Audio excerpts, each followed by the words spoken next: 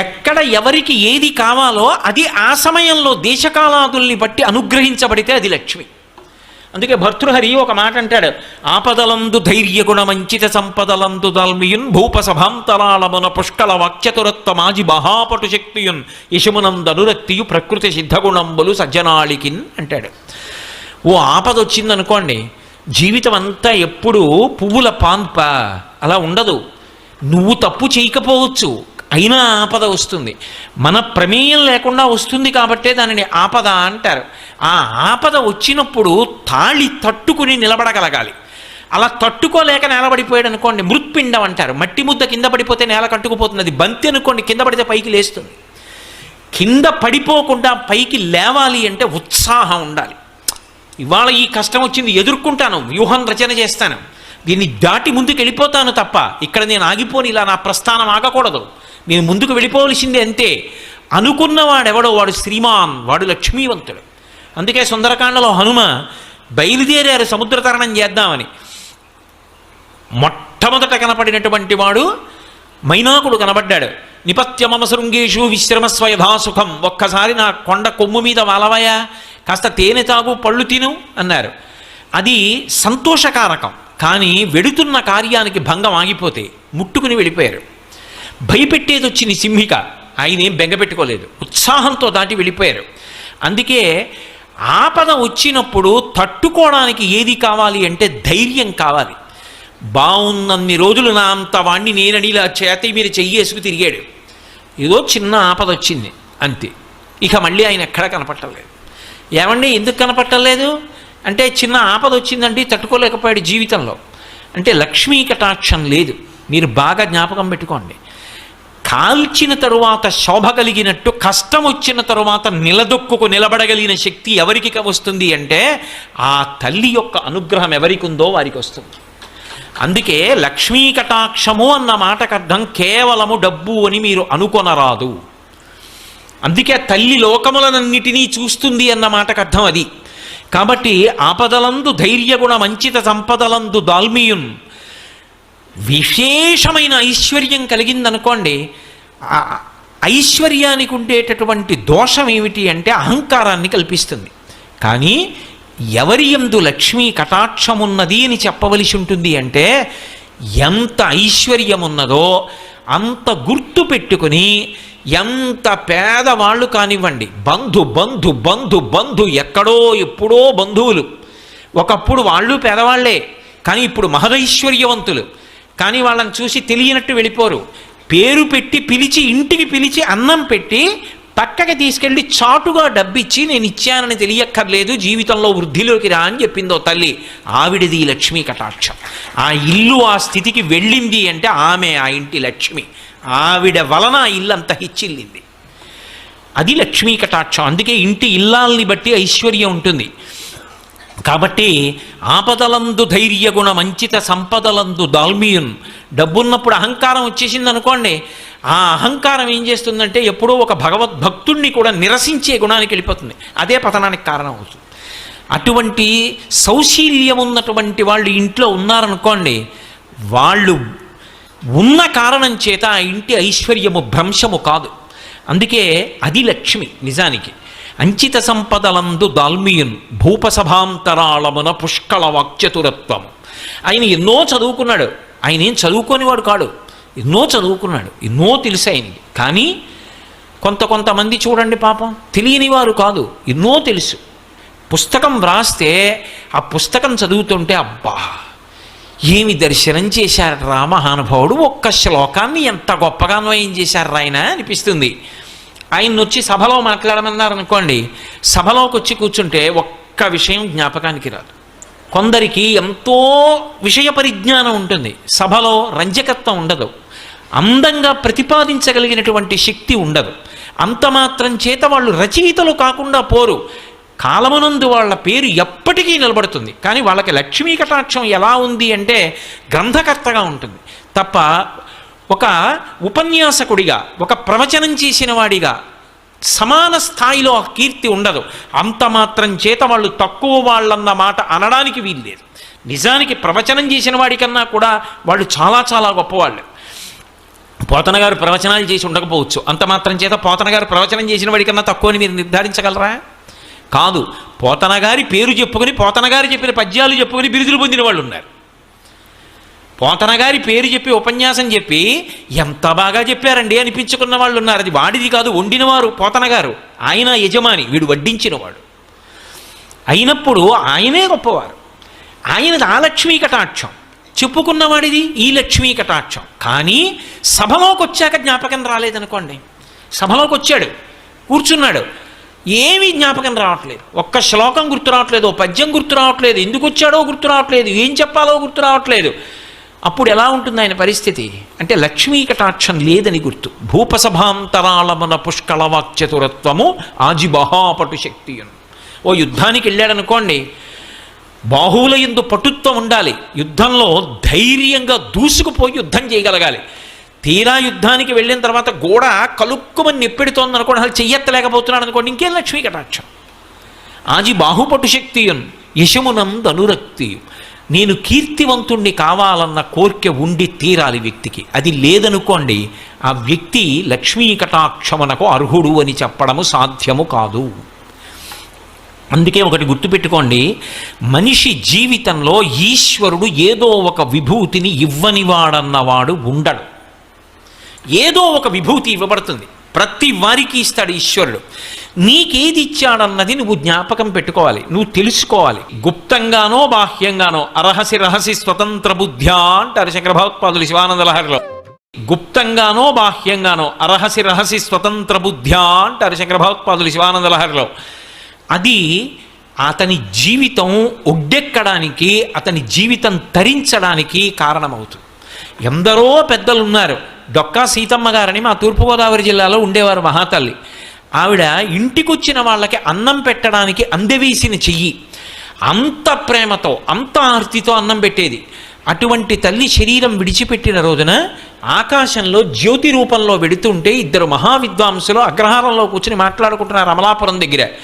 ఆవిడ జ్యోతి వెడుతుంటే చూసి వాళ్ళిద్దరూ లేచి నిలబడి నమస్కారం చేసి, ఎవరో ఒక మహాపురుషుడు శరీరం విడిచిపెట్టాడు, ఊర్ధ్వలోకాలకి జ్యోతి వెళ్ళిపోతోంది అని చెప్పి నమస్కరించారు.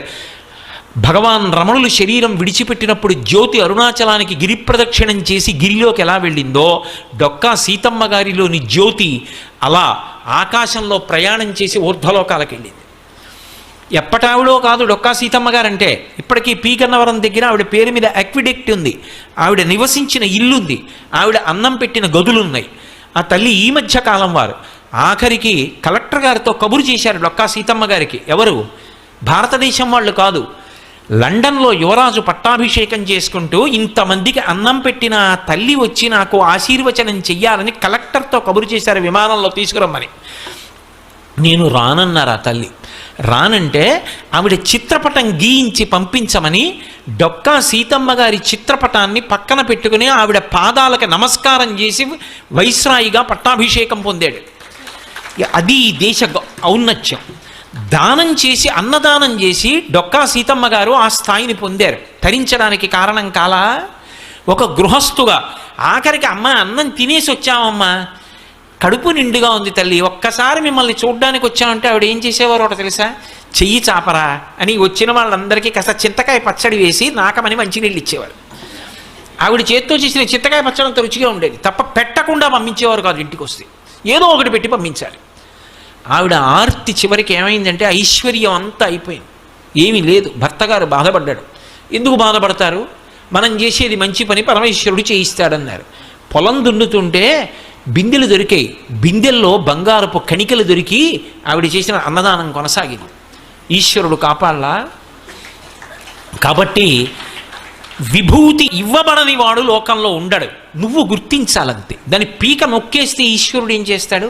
ఇచ్చాడు, దాన్ని నేను తెలుసుకోను, దానితో నాకు సంబంధం లేదు, నాకు దాచుకోవడం ఒక్కటే నాకు కావాలి, నాకు తరించే మార్గం అక్కర్లేదంటే ఆయన ఏం చేస్తాడు? మనలో నిజంగా అనుకుంటే ప్రతిరోజు వచ్చి గుడి తుడుద్దామంటే తుడవడం కష్టమైన వాళ్ళం ఎంతమంది ఉంటాం? వారానికి ఒక్కసారి గుళ్ళో బట్టలు తీసుకెళ్ళి ఉతికి ఆరేసి పట్టుకొచ్చి ఇస్తామంటే కష్టమైపోయిన వాళ్ళం ఎంతమంది ఉంటాం? అది కష్టమా? లేకపోతే ప్రతిరోజు కనీసం వారానికి నేను ఒక్క చిన్న పద్యం నేర్చుకుంటాను అంటే వారానికి ఒక్క పద్యం నేర్చుకోవడం అంత కష్టమా? వారానికి ఒక్క పాదం నేర్చుకుంటాను. పోతన గారి పద్యాల్లో ఒక్క పాదం నేర్చుకుంటాను వారానికి. చిత్తశుద్ధితో ప్రయత్నిస్తే అంత కష్టమా? 108 తక్కువ కాకుండా గాయత్రి విడిచిపెట్టకుండా చేస్తాను. కష్టమా? బొట్టు పెట్టుకోవడం మానను, అంత కష్టమా? కానీ అని వదిలేసిన వాడికి అన్నీ వదిలేయచ్చు. ఇది పట్టుకుంటానన్నవాడు ఏది పట్టుకున్నా తరిస్తాడు. పట్టుకోవడానికి ఆవిడ ఏదో ఒకటి ఇస్తుంది, ఇవ్వకుండా మాత్రం ఉండదు. కాబట్టి అలా పట్టుకుని తరించిపోతాడు. అది లక్ష్మీ కటాక్షం. అందుకే మీరు బాగా గమనిస్తే లక్ష్మి ఎక్కడ ఉంటుంది అంటే అసలు ఆవిడ ఉండని ప్రదేశం ఉండదు. ఆవిడ ఎప్పుడూ అంతటా చూస్తూనే ఉంటుంది.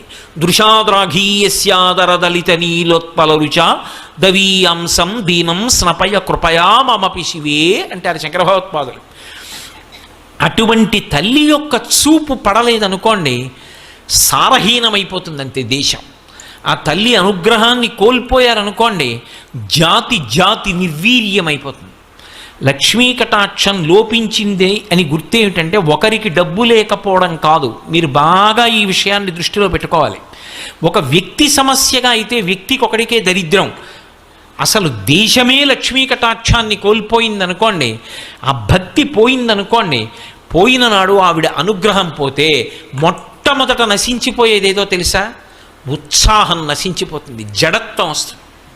అందుకే జడత్వాన్ని ఎవరు తీసేస్తారు అంటే మళ్ళీ అమ్మవారే తీస్తుంది. మీరు లోకంలో జడత్వాన్ని తీయగలిగిన వాళ్ళు ఇద్దరినే చెప్తారు. ఒకటి అమ్మవారు, 2 స్వామి హనుమ.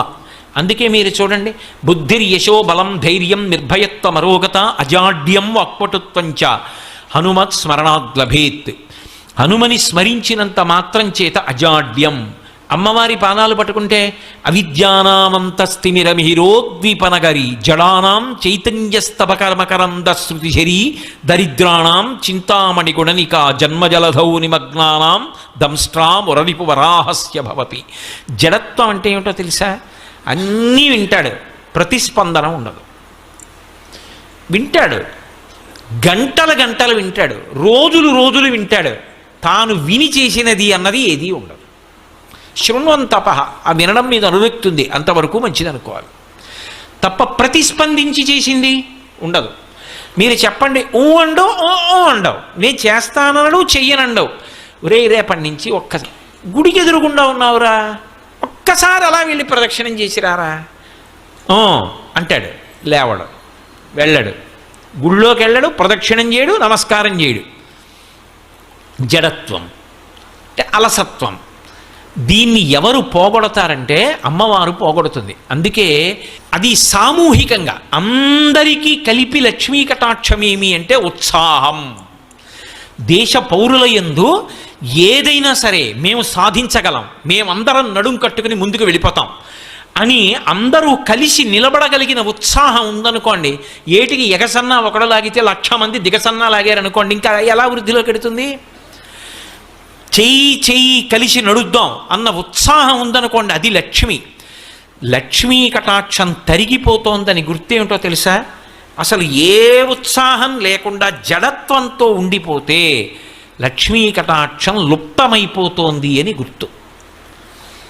అందుకే మీరు కొంచెం జాగ్రత్తగా గమనించండి. ఎప్పుడైనా పౌరాణిక వాంగ్మయాన్ని మీరు పరిశీలిస్తే లక్ష్మీ కటాక్షము తొలగిపోయినది అనడానికి కొన్ని సూచనలు చెప్తారు.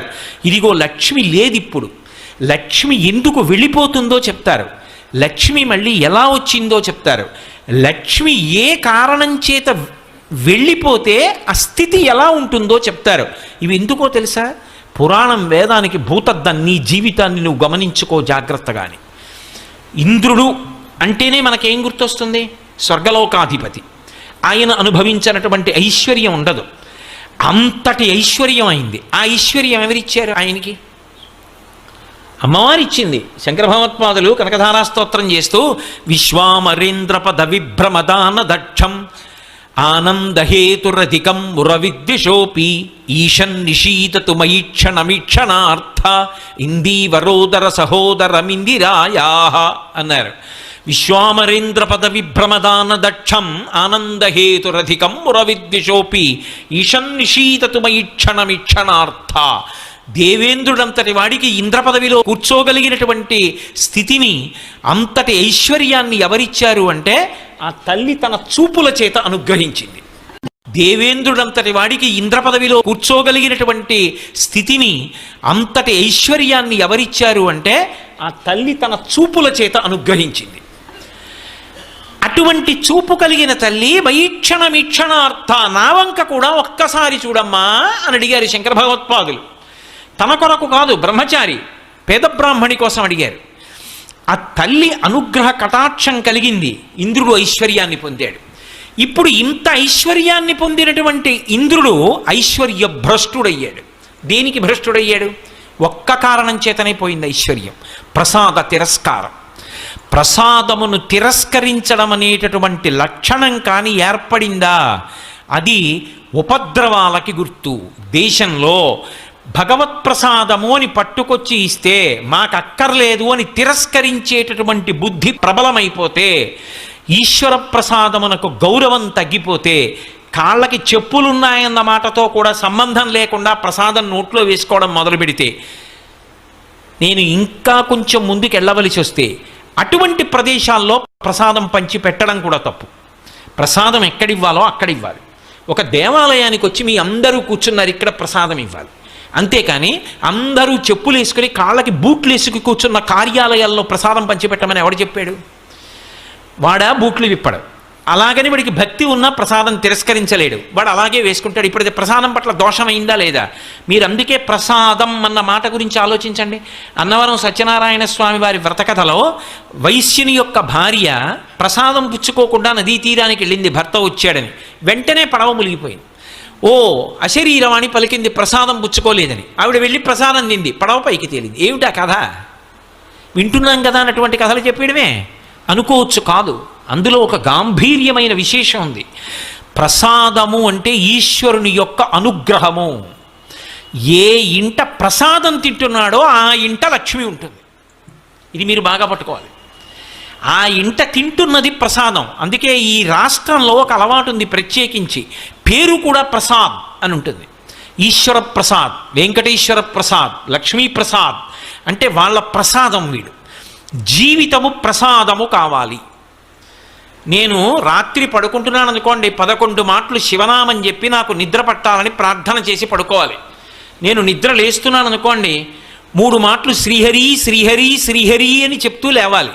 ఎందుకంటే జాగృతి యందు ఇంద్రియములకు అధిపతి అదోక్షజుడు శ్రీ మహావిష్ణువు, ఆయన నామం చెప్పి లేవాలి.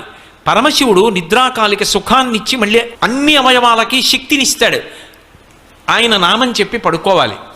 నిద్ర ప్రసాదం, లేచి పని చేస్తే ప్రసాదం. అన్నం తినేటప్పుడు నేను తింటున్నానని తినరు. ఇది ఈశ్వరుడు నాకు అనుగ్రహించాడు. ఈ పదార్థం దొరికేట్టు చేసినవాడు వాడు, వాడి శాసనానికి అగ్ని వండింది. ఈ నీళ్లు వాడి శాసనం వల్ల దొరికే. నేను తింటే రుచి వాడి అనుగ్రహం.